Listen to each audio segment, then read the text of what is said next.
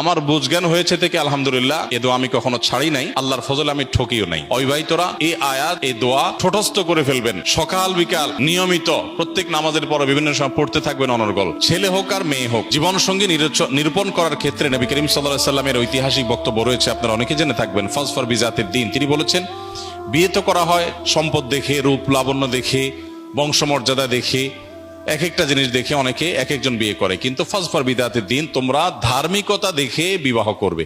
এখন ধার্মিকতার ডেফিনিশন কি, এটা আরেকটা জটিল বিষয়। কারণ আমরা দেখি আজকাল অনেকেই আছেন যে দাড়ি আছে, টুপি আছে, মাশাআল্লাহ পাঞ্জাবি আছে, আবার মাদ্রাসাটা ব্যাকগ্রাউন্ডের, ধার্মিক মনে করে কোনো মেয়ে তার সাথে বিবাহ বন্ধনে আবদ্ধ হয়েছেন, সাংসারিক জীবন দেখা গেল মাশাআল্লাহ, না দুঃখিত, তিনি বিয়ে করেছেন মাশাআল্লাহ দেখে, সাংসারিক জীবনে সেদিন নাউজুবিল্লাহ পড়া লাগতেছে। আবার এর উল্টোটাও হয়, বোরকা পরেন, হাত মোজা পা মোজা মেনটেন করেন, মাশাআল্লাহ ইসলামিক ব্যাকগ্রাউন্ড সবই ঠিক আছে, কিন্তু বিয়ের পরে ওনারও নাউজুবিল্লাহ বা আস্তাগফিরুল্লাহ পড়া লাগতেছে। এর কারণ হলো ধার্মিকতা আমরা বেশিরভাগ ক্ষেত্রে পোশাকে খুঁজি। ধার্মিকতা আমরা যতটা পোশাকে খুঁজি, আসলে পোশাকে এতটা ধার্মিকতা নাই। তাহলে ধার্মিকতা কিসে?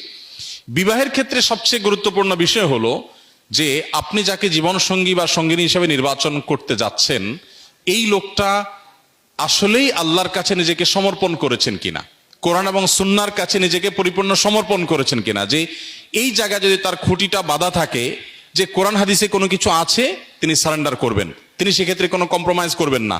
তার যত জেদ থাকুক, যত কষ্ট থাকুক, যত কিছু থাকুক, আল্লাহ এবং তার রাসূলের নির্দেশ পাওয়ার পর তিনি মাথা নত করে ফেলেন। এই জায়গাটা যদি কারোর মধ্যে থাকে, তাহলে এই লোকটাকে আপনি দিনদার হিসাবে তার সাথে বিবাহ শাদী, ব্যবসা বাণিজ্য বা যে কোনো চুক্তি বা যে কোনো বিষয় আপনি অগ্রসর হতে পারেন। কারণ আসল দিনদারিতা হলো ভেতরের আনুগত্যের মানসিকতা। আল্লাহ তাআলার আনুগত্য যদি করবার জন্য মানসিকভাবে কেউ প্রস্তুত থাকে, এই লোকটা হলো আল্লাহ সুবহানাহু ওয়া তাআলার কাছে সিরিয়াস দিনদার, এই লোকটা হলো আসল ধার্মিক।